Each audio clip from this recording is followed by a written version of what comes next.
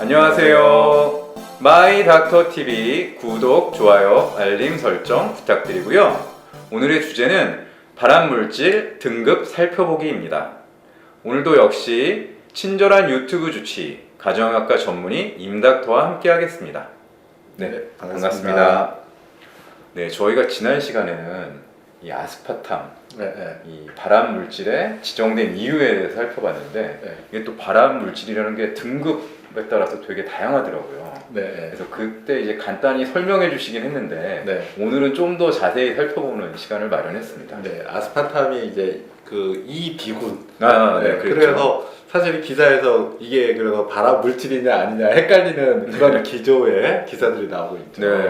그럼 이제 이비군인데 그걸 이제 발암 가능 물질 뭐 이렇게 그러고 또 한편에서는 뭐 섭취량은 변화가 없으니 안전에 문제가 없다. 그렇죠. 이런 기사 나오니까 혼동이 좀 되실 거라고 생각이 들거든요. 그래서 그럼 IRAC에서 그런 발암 물질이라고 이렇게 분류법이 있고 등급을 내리고 하는데 이게 도대체 뭔가 그래서를 그래도 간략히 소개를 해드리는 게 필요하다 해서 이 시간을 좀 마련했고요.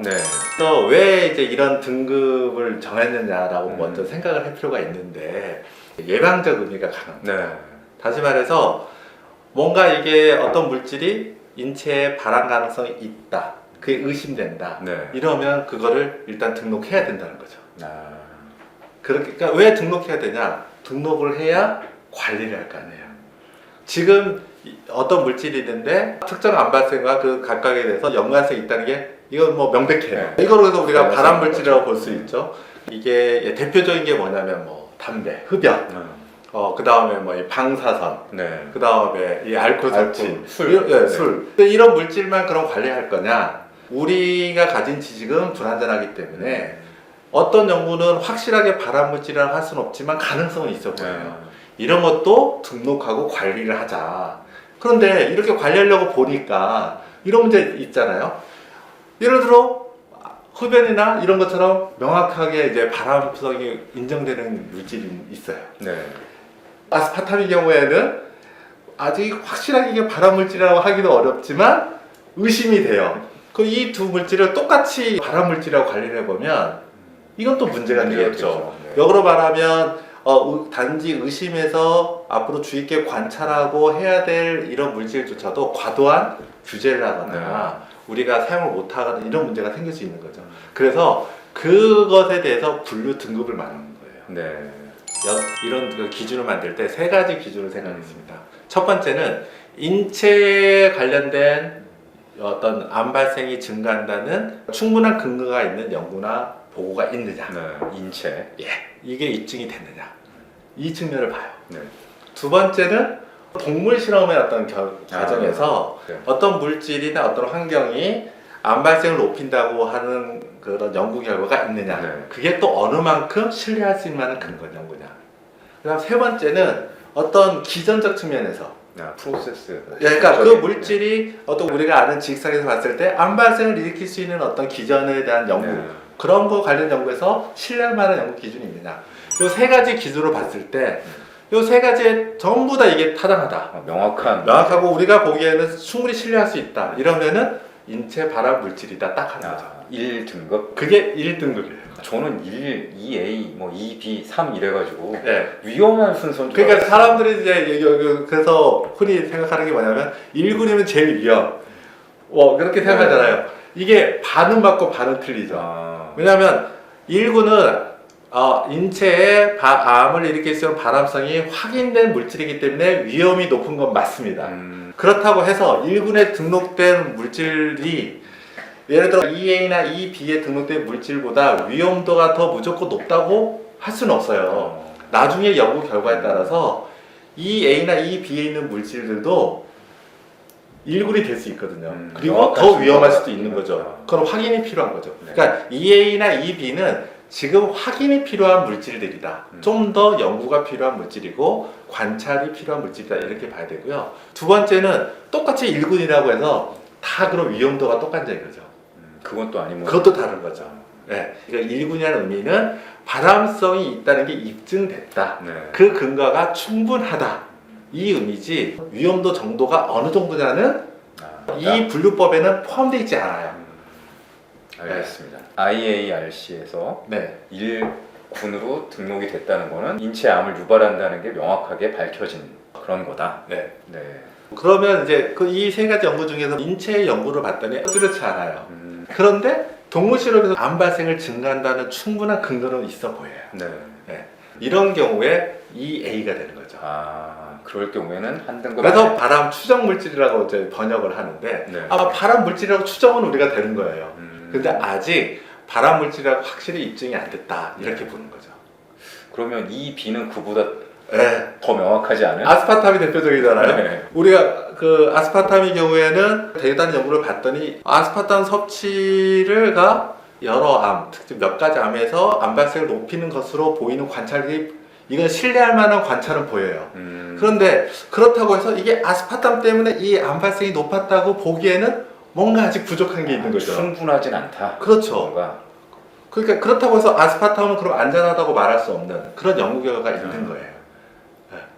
네, 그래서 이제 영어로는 limited, 제한된 연구 결과가 있다. 그러니까 이 세 가지에서 그런 제한된 연구 결과가 보일 때 이 B군이다 이렇게 표현하는 거죠. 그럼 그 밑에는 3그룹은 그 관련성이 명확지 않아요. 경구를 보면은 높다는 결과도 있고 아닌 결과도 있고. 네. 3구는 좀 애매한 거고. 그렇죠. 그렇게 이해하면 되는 건가요? 그렇다고 그 애매한 결과에서 추정할 수도 없는. 네. 네. 그러니까 우리가 사실은 발암 가능성이 있는 물질은 이 B부터라고 보면 돼요.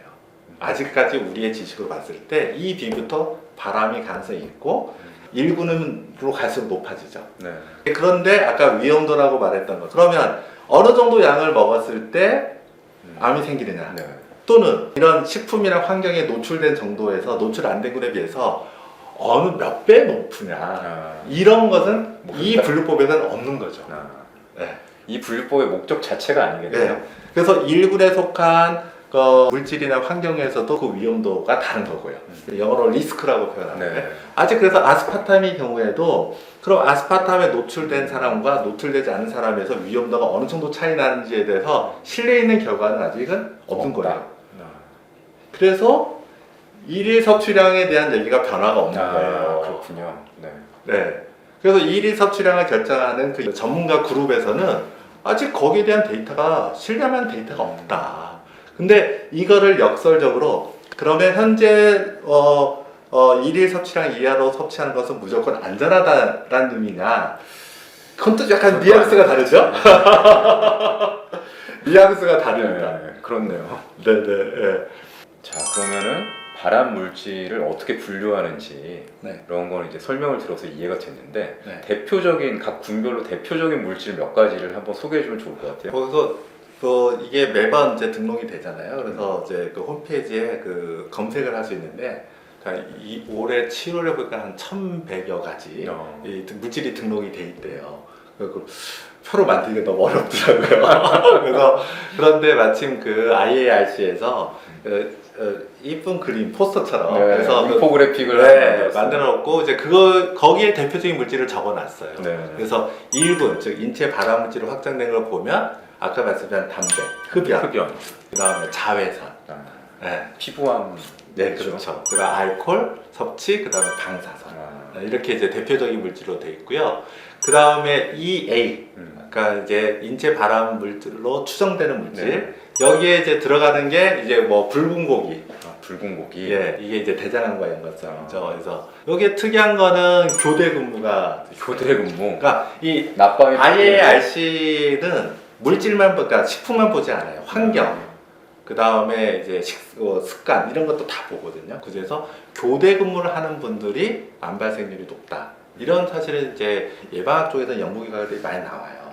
그럼 이거는 수면이 불규칙한 뭐 이런 거랑도 관련이 수면과도 관련이 있고, 그 다음에 이제 그 여러 요인들에 의해서 스트레스가 이제 염증을 일으키면서 암이 된다 이렇게 좀 보는 거죠. 그렇군요. 네네.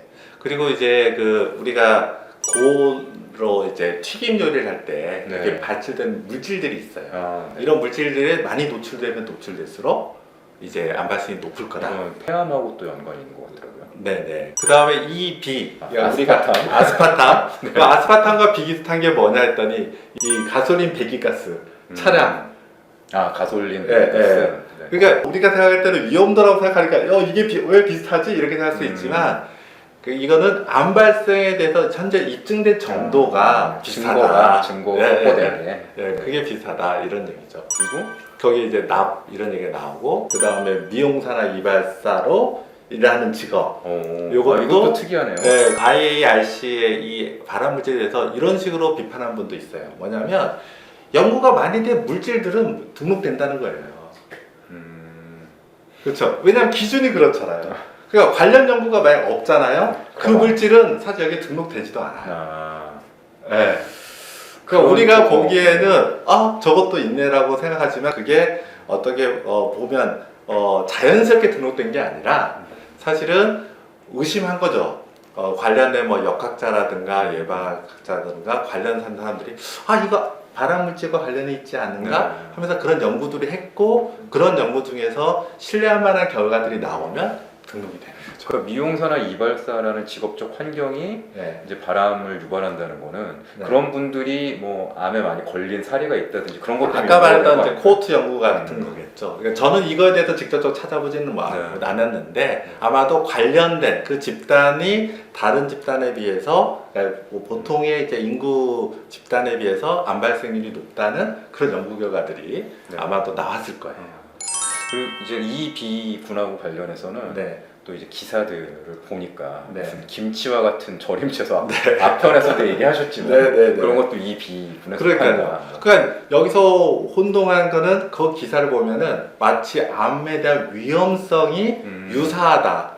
우리는 김치 그냥 먹는데 그럼 아스파탐도 먹을 수 있지 않느냐 이렇게 기사를 써요. 저는 그게 오류라는 거죠. IARC의 분류법에서의 의미는 위험도를 따진 게 아니라 그 물질과 발암 가능성에 관한 지금까지 한 연구를 봤더니 어느 정도 발암이 가능성이 있다고 말할 수 있느냐 명확성 그거에 따른 거죠. 그러니까 그래서 그거는 사실은 절임 배추도 먹을 수 있기 때문에 아스파탐도 먹을 수 있다 이런 게 아니라요. 절임 배추도 암을 일으킬 가능성에 대해서 논란이 있는데 거기에서 입증이 애매한 정도로 됐다. 사람들이 의심할 만한 결과도 나왔고 그렇지 확정적이지도 않고 그 정도로 아스파탐에 대해서 현재 이해하면 된다. 연구가 됐다. 이렇게 이해하는 게 맞는 거죠. 알겠습니다. 네, 오늘은 친절한 유튜브 주치 가정의학과 전문의 임닥터와 함께 발암물질 분류법에 대해서 살펴봤는데요. 마지막으로 한마디 하신다면? 그러니까 이번에 아스파탐이 그 발암물질 EB로 등록됐다. 그래서 그 어떻게 그걸 바라볼 거냐에서 여러 얘기가 나오는데 대표적으로 아까도 살펴봤지만 EB군의 그 가솔린 배기가스가 있잖아요. 그러면 우리가 배기가스를 완전히 없애지는 못해요. 지금 우리 여러 가지 편의성이나 등등을 고려해서. 하지만 우리가 배기가스를 줄이려고 엄청 노력하잖아요. 그렇죠. 뭐 전기차도 많이.